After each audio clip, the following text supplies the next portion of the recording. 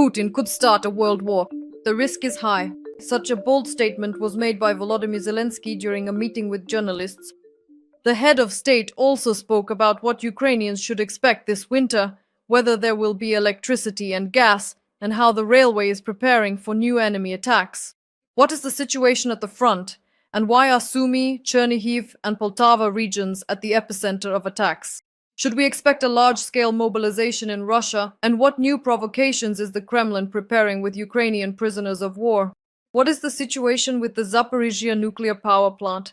About signals from the United States and whether Ukraine will receive long-range Tomahawk missiles. Watch all this in the TSN.ua broadcast. The past month has been a real test for northern Ukraine. Across Chernihiv, Sumy and Poltava regions, the enemy has carried out over 1,500 strikes, of which 160 were direct hits. This is part of a large-scale pressure campaign that Ukrainian air defense holds back every night. The president of Ukraine acknowledged that the system is working effectively, but Ukraine needs even more launchers and interceptors. The threat to the energy system remains real, and preparations for winter continue without pause. As for gas, the state has two scenarios. Plan A is to focus on domestic production. Plan B is to switch to imports if the Russians strike the gas infrastructure. Zelensky also commented on why Chernihiv, Sumy and Poltava regions are specifically being targeted. He says these are border regions and directions of previous attacks, and the strikes on Poltava region are the enemy's attempt to destroy fuel generation centers and logistics. The president explained why Ukraine responded with strikes on civilian infrastructure in Russia, in particular on a power plant in the Belgorod region. According to him, the position has not changed. The response is aimed at those points from which systematic fire was conducted on Ukrainian cities. It was precisely from the Belgorod direction that missiles, aircraft and guided bombs were regularly launched, and from there strikes were carried out on energy facilities in the Kharkiv region. The head of state emphasized that the response should force the enemy to feel the cost of their attacks, but at the same time, Ukrainian forces do not target civilians. Strikes are planned to be precise, targeting military and logistical objectives. Separately, Zelensky noted that the enemy is deliberately striking at logistics and railway hubs. The recent strike on the Sumy region confirms this. In response, Zaporizhzhia, together with the military, has been tasked with strengthening the protection of stations at key transport hubs to minimize risks during the winter. President Zelensky reported on a new briefing from Commander-in-Chief Syrsky regarding the situation at the front. The fiercest fighting is currently taking place in the directions of Pokrovsk and Dobropilya. It is there that the counter-offensive operation is underway, which the president's office considers extremely difficult, but timely and effective. According to Ukrainian military assessments, it was this operation that thwarted the Russian summer offensive. During the Dobropilya operation alone, the enemy lost over 12,000 personnel, more than 7,000 of them irrecoverably. According to the country's leadership, it was this operation that dashed Moscow's plans to occupy most of Donbass by November. Due to the losses near Dobropilya, the Russian command is now throwing all its forces at Pokrovsk, trying to capture the city at any cost. The situation remains very tense in the Novopavlivka direction. This is a new challenge after Dobropilya and Pokrovsk. There, Ukrainian troops are holding back 4 Russian armies. Overall, the supply for the troops is stable, but there is a noticeable shortage of drones. Currently, Ukrainian FPV drones are at a 1-to-1 ratio with Russian ones, but the enemy has an advantage in fiber optic drones. Ukraine, for its part, is actively ramping up its own capabilities in this area. The head of state also reported that in 2026, Ukraine and the EU will reach an artillery shell production volume equal to that of Russia. The president warned about the risks of a possible mobilization in Russia and explained that the Kremlin has not carried it out yet because Putin has started to lose his ratings. According to him, it is precisely due to fears of a drop in popularity that Moscow has been in no hurry to conduct mass conscription. But when the cost of protecting his ratings becomes too high, they might go ahead with it. Zelensky also stated directly, if there is a mobilization, it will be a challenge to Europe. He will start a major war. He explained the logic. Putin needs to sell successes, and when the domestic market is already exhausted, quick victories can only be sought outside Ukraine, which increases the risk of escalation. The head of state believes that this is why signals from Europeans are important, the initiative of the US and President Trump. They can bring Putin to the negotiating table and reduce the risk of the fighting expanding. Zelensky added that Putin personally fears a ceasefire because after a pause, it would be extremely difficult to resume full-scale actions, politically, economically, and diplomatically. He called for increasing pressure on Russia. Long-range strikes, tough sanctions, and protection on the battlefield must make the war more costly for the Kremlin than any other scenario. Zelensky stated that Ukraine is responding to Russian strikes more and more actively, and these responses are already yielding tangible results. The Pianitsa system destroyed enemy depots. There have been dozens of successful hits. The Ruta missile drone flew over 250 kilometers for the first time and struck an offshore platform. The most high-profile success was Operation Luty, Firepoint. About 300 drones simultaneously attacked targets deep inside Russia. In addition, last week Ukraine used a combination of Neptune and Flamingo missiles. There are tangible results. Ukrainian drones and missiles are constantly being improved, with both their numbers and effectiveness increasing. At the same time, the head of state acknowledged that problems remain and that development takes time. As a result of the long-range strikes, there is now a noticeable fuel shortage in Russia. According to the head of state, the gasoline shortage has already reached up to 20% of demand, which seriously harms the enemy's logistics. At the same time, the situation is being partially offset by supplies from Belarus and China. The head of state also said that negotiations on prisoner exchanges are ongoing, but the situation remains difficult. According to Ukrainian intelligence, the Russians are trying to manipulate the lists. They include only those Ukrainians whom they themselves will receive and ignore the requests from our side. Moreover, the Kremlin is preparing a new provocation. They plan to bring some of the prisoners to Belarus, forcing them to record staged videos in which they supposedly ask to be brought home. The goal is to create the illusion that the Ukrainian authorities are not working to bring their people back. This is yet another information special operation by Moscow, aimed at exerting pressure and destabilization.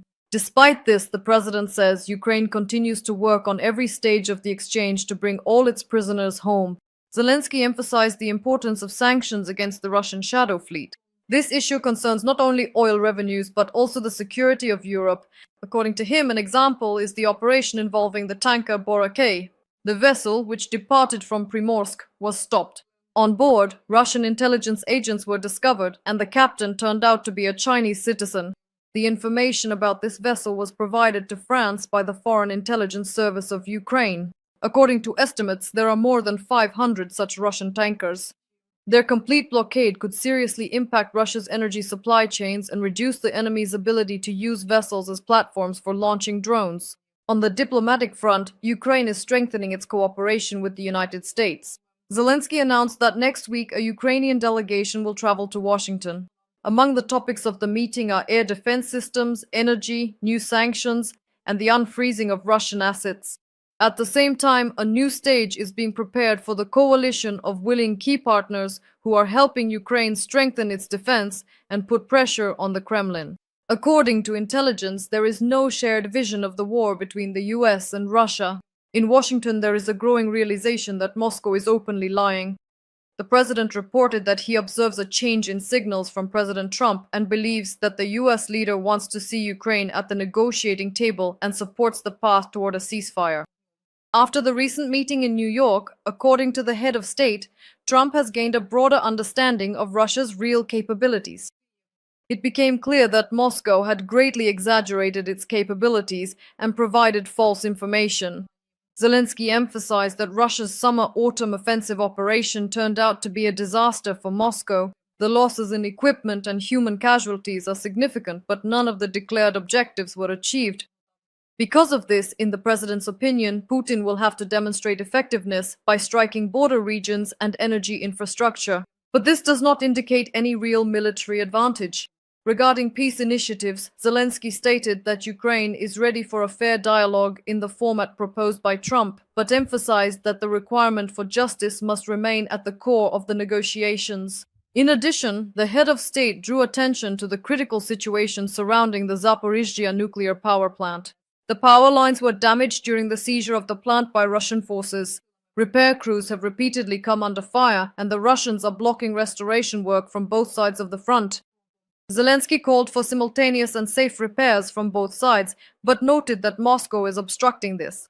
After the meeting with Trump, dialogue between teams at various levels intensified. Political representatives, intelligence agencies, and the military of the United States, as well as their contacts with Ukrainian colleagues, are now holding regular consultations. The president emphasized the importance of such cooperation. Regarding strikes on Russia's energy and gas sector, Zelensky noted close cooperation with American intelligence. First and foremost, according to him, intelligence data is critical for the defense and effectiveness of air defense systems, including Patriot, NASAMS, and RIST. Partners also assist in identifying terrorist threats and ensuring the security of high-ranking officials. This informational support is an important element of the defense strategy. The president also reported that the issue of supplying long-range weapons to Ukraine is being discussed at the meeting with Trump. There was no direct refusal. President Trump can give Ukraine some of the things we discussed, Zelensky emphasized, noting the particular importance of long-range systems, especially Tomahawks, as a factor that would significantly strengthen defense capabilities. Zelensky added that this topic had been raised before as well. Under the previous administration, there was a refusal, but now a technical working group is studying the relevant possibilities. According to him, such deliveries could sober up the aggressor a bit and prompt them to come to the negotiating table. The president also said directly, if Trump secures a ceasefire, Ukraine will nominate him for the Nobel Prize. Volodymyr Zelensky also said that most European Union member states support Ukraine's accession. 26 countries are in favor, and only Hungary remains on the sidelines. According to the head of state, the reason lies in Budapest's domestic politics. The current prime minister is making the EU and Ukraine central topics of his election campaign, using criticism of European decisions to mobilize his own electorate. That is why he is interested in blocking Ukraine's membership. Zelensky also emphasized that the European Union is already discussing the possibility of changing the voting rules so that decisions are made by a majority, not unanimously. This idea is being advanced cautiously for now, since Europeans are traditionally conservative on such matters. Among the options for breaking the deadlock are diplomatic pressure on Hungary from partners and work on Ukraine's technical readiness. According to the president, by the end of the year, Ukraine will complete 6 clusters of reforms necessary for further progress toward EU membership. I wish you good health, dear Ukrainians. The main points for today. Military matters. We discussed in great detail with the military command the use of our long-range weapons, the use of our missiles, the use of our drones, certain issues related to production, supply to the army, and the training of our crews. The task now is to be much more active in everything related to the preparation and implementation of long-range sanctions against Russia. The more effective Ukraine is in long-range capabilities, the sooner we will be able to achieve peace. Ukrainian long-range weaponry is becoming noticeably more advanced. We are constantly working on this and have already provided many different opportunities specifically for production, the necessary finances, all the required support. We also need to significantly scale up their use. We have clear plans regarding this. Everything must be implemented in the coming months. Ukrainian precision, as is already evident, should become even greater. It is absolutely just that Ukraine delivers retaliatory strikes, targeted strikes. And unlike Russia, we know what we want to achieve. Undoubtedly peace. We are not waging war for the sake of war, as Russia does. And even Hamas is now showing a willingness to negotiate. But not Putin, not yet. Together with our partners, we are creating the conditions to force Russia to make peace. And it will happen. We support all global diplomatic efforts for peace in the Middle East. And we very much hope that just fair pressure on Russia will lead to peace, both for Ukraine and for our entire region. It is important that the leadership of the United States of America continues to work. Today, I held a meeting with the Minister of Foreign Affairs of Ukraine and the diplomatic team of the office regarding our draft resolutions, our documents in international organizations that need to be adopted before the end of this year. I instructed to involve partners as much as possible, especially leading partners, so that there continues to be global support for our initiatives.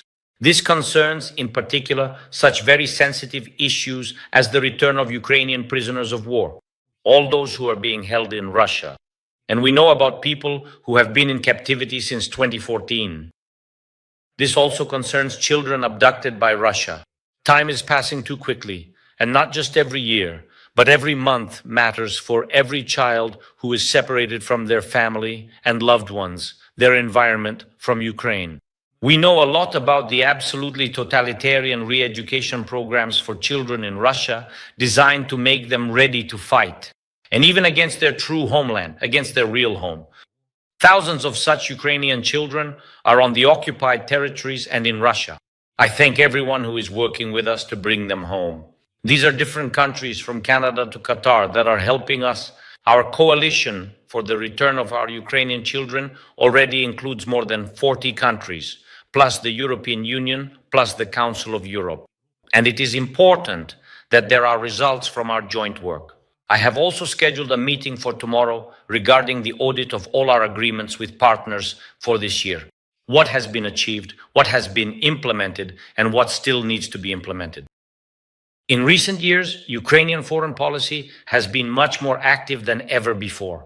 And it is necessary that every one of our meetings, every one of our agreements delivers real results for Ukraine, so that everything we have agreed upon with leaders is actually implemented at the level of our teams.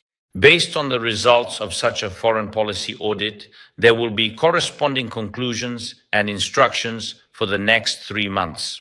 Weapons for Ukraine, finances, support for the energy sector, all forms of pressure on Russia, and the negotiation track. These are the key directions. The government, the Ministry of Foreign Affairs, the Ministry of Defense, the Office, the National Security and Defense Council. I expect a report from each institution.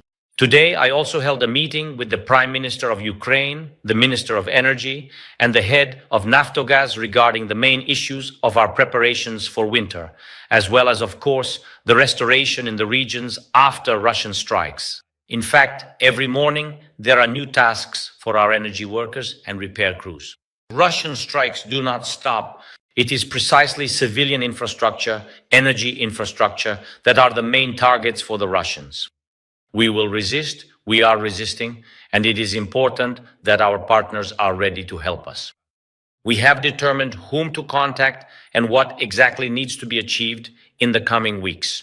Internal work at the community level, at the regional level, will also have to be carried out by everyone. Otherwise, there will be consequences for the leaders.